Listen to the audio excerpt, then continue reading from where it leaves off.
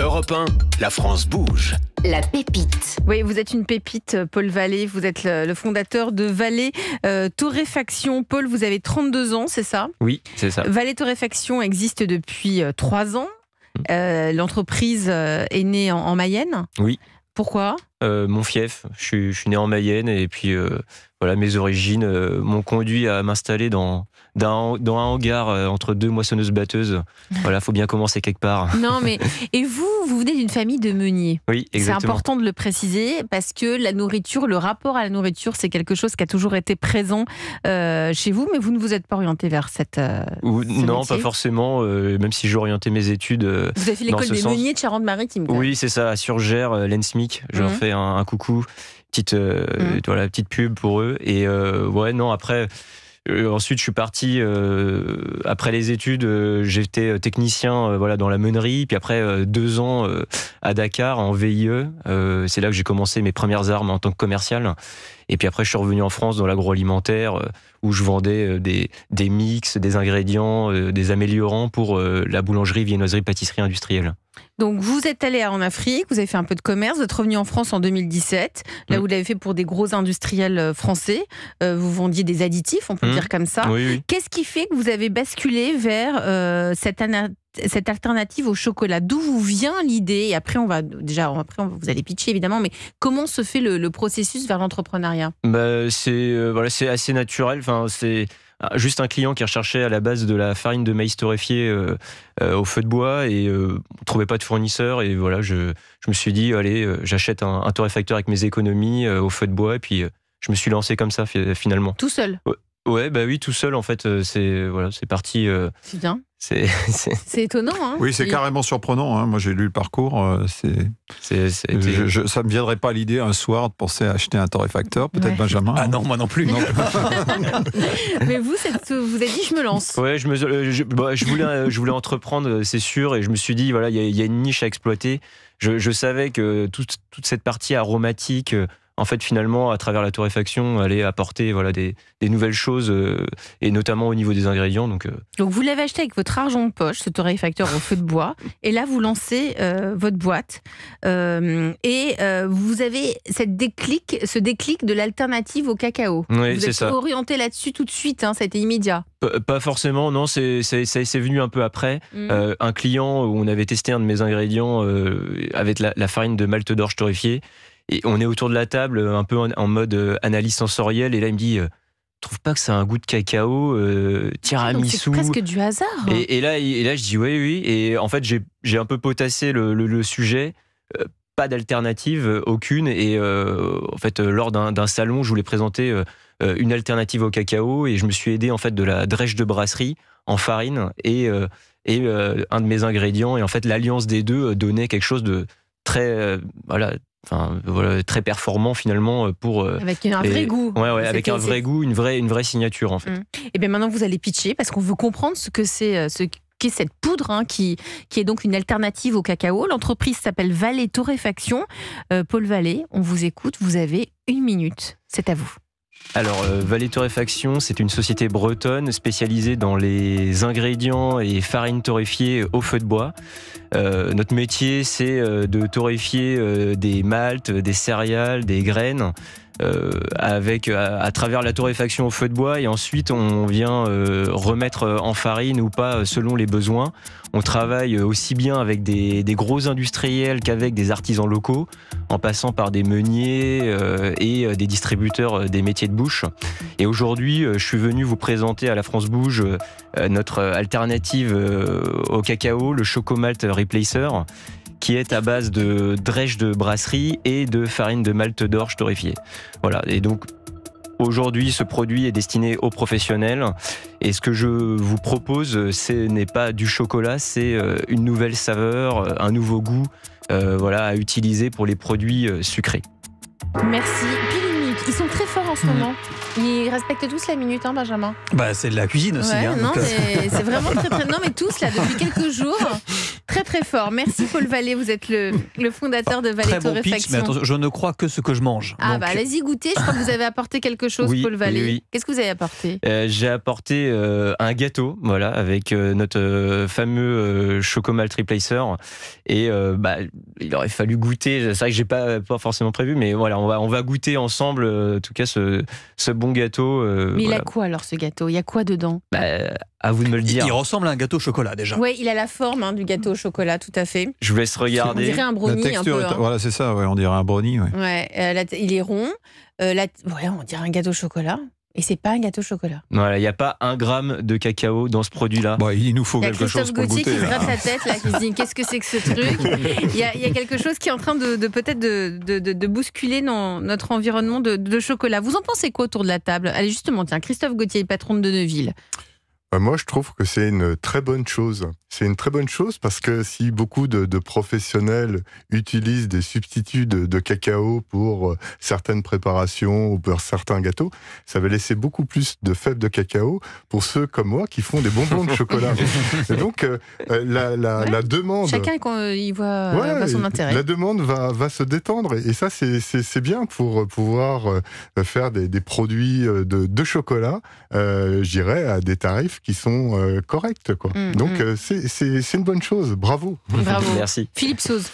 Moi, en étudiant le dossier, Parce que Philippe, on vous a demandé, vous m'avez à chaque fois demandé du de travailler, donc j'ai travaillé sur le dossier. Bon, j'ai découvert le monde du substitut du cacao. Vous êtes venu avec plein de dossiers. Oui, là. parce que j'ai trouvé ça passionnant. J'adore. Vraiment passionnant, parce que j'ai découvert...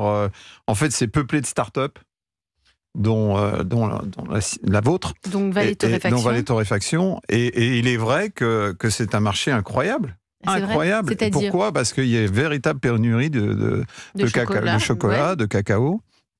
Et aujourd'hui, effectivement, les spécialistes comme de Neuville, évidemment, sont un peu privilégiés parce qu'ils ont déjà leur filière. Et de plus en plus, ça va être très difficile pour les grands industriels.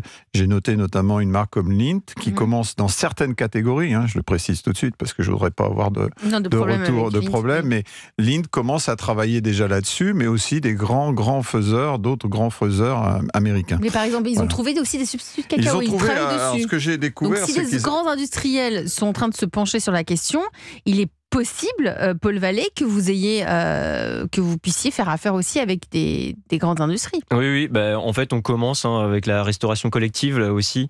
Un très grand groupe où eux, ils vont remplacer 50% leur chocolat en fait dans les moelleux et cakes au chocolat. Mais à cause de la pénurie ou pour manger autre chose, en fait, pour favoriser le bien manger, etc. Il y a deux choses, c'est le RSE, donc le côté environnemental, parce que voilà, comme pour de Neuville, voilà, on a besoin de fèves de cacao pour produire du chocolat et il y en a de moins en moins. C'est un produit qui est très rare. Donc voilà le côté environnemental et puis économique aussi, parce que finalement on est quand même moins cher que du cacao. Et en fait, finalement, quand là je vous présente un produit local. comme ça, voilà, c'est un produit français. Ça vient pas du bout du monde. C'est un produit français, voilà. C'est 100% français, c'est aussi pour ça. Donc Philippe Sauze, coach de ce soir, start-up ingénieuse, créative dans un secteur qui est en train de se tendre. Alors complètement, vraiment, c'est incroyable ce marché-là. C'est ingénieux l'idée de j'ai trouvé torréfier au feu de bois. Ça extraordinaire. J'ai trouvé ça extraordinaire. Alors il est très modeste, donc très très modeste. Après, il va falloir lui mettre un peu d'ambition et comme ça, on va tout exploser. Son tonnage a déjà augmenté, puisque je crois que vous êtes passé de 1 tonne à... L'année prochaine, on est référencé, en tout cas après, pour plus de 5 tonnes. Donc voilà. Et après, sûrement 5 tonnes supplémentaires chez des fabricants qui, eux, ont encore plus d'idées que moi, finalement, sur ce sujet, donc grâce à la solution Chocomalt. Avec qui vous êtes en contact en ce moment? Enfin, sans nous donner forcément les noms, mais ça intéresse, c'est-à-dire on vous regarde.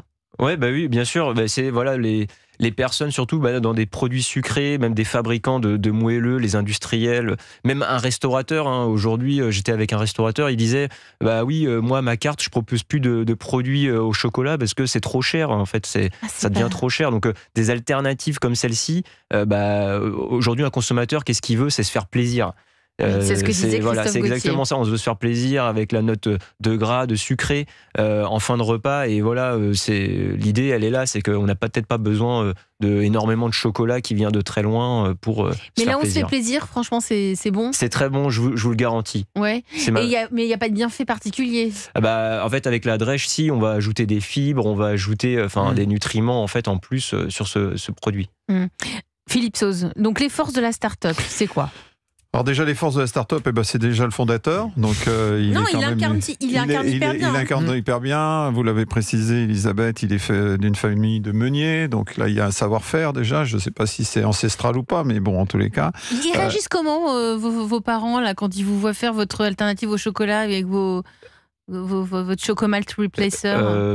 Voilà, tout le monde adore la bonne bouffe chez nous. Donc voilà, ils sont à chaque fois toujours bluffés. Et, Non, ils adorent, hein, forcément. Oui, je leur passe un coucou à ma famille qui me soutiennent là-dedans. Ouais.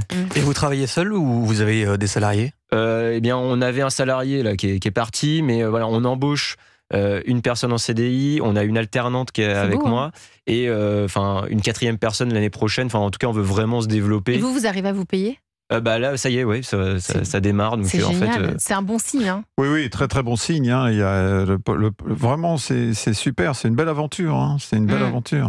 Donc il y a cette famille, il y a cette âme familiale d'entrepreneur aussi. Il y a l'innovation technique, il en a parlé aussi au niveau de la torréfaction, qui est un peu particulière et qui lui a permis de retrouver ce goût du chocolat, du cacao. L'avenir du chocolat aussi, qui passe par des substituts créés par des startups. Majoritairement. C'est assez incroyable d'ailleurs. J'ai découvert un monde peuplé de startups qui commence à se revendre de manière très intéressante. Mais là, on ne parle pas du côté encore lucratif. Mais je pense que ça va être. Ça peut être, ouais, je pense que ça va être très intéressant dans le futur.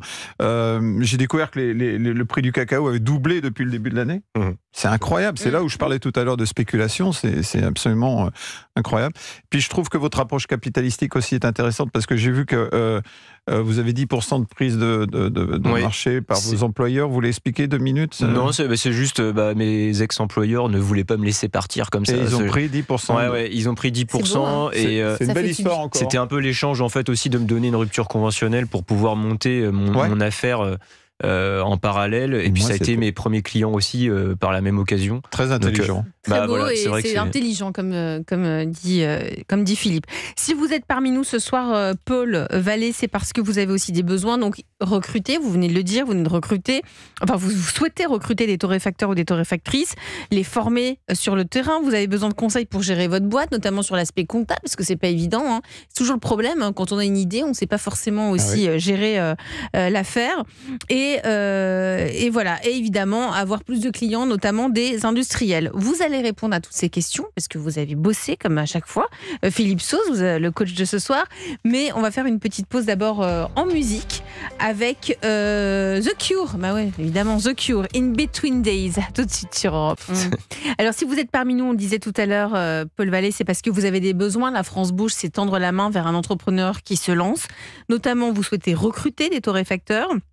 Vous souhaitez des conseils pour gérer votre boîte et évidemment des nouveaux clients, notamment des industriels, parce qu'on le disait, avec la flambée du prix du cacao, il est peut-être temps de se tourner vers des alternatives au cacao, et Vallée Torréfaction en est une. Et pour cela, évidemment, les conseils du coach de la France Bouge, les conseils ce soir de Philippe Sauze, qui est le directeur général de La Tête dans les Nuages.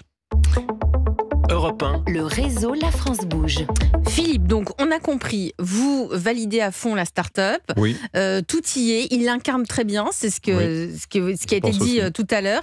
Quels conseils, comment pouvons-nous aider et accompagner ce soir Paul Vallée, la start-up de Vallée Torréfaction? Alors on peut l'accompagner déjà avec l'émission, évidemment on va parler de son activité, faire découvrir aussi cette filière qui est très intéressante. Donc je pense que pour Paul, il faut immédiatement se différencier, je pense, parce que quand j'ai vu la forêt dans le substitut du chocolat, je pense que du cacao, il faudra véritablement se différencier le plus rapidement possible.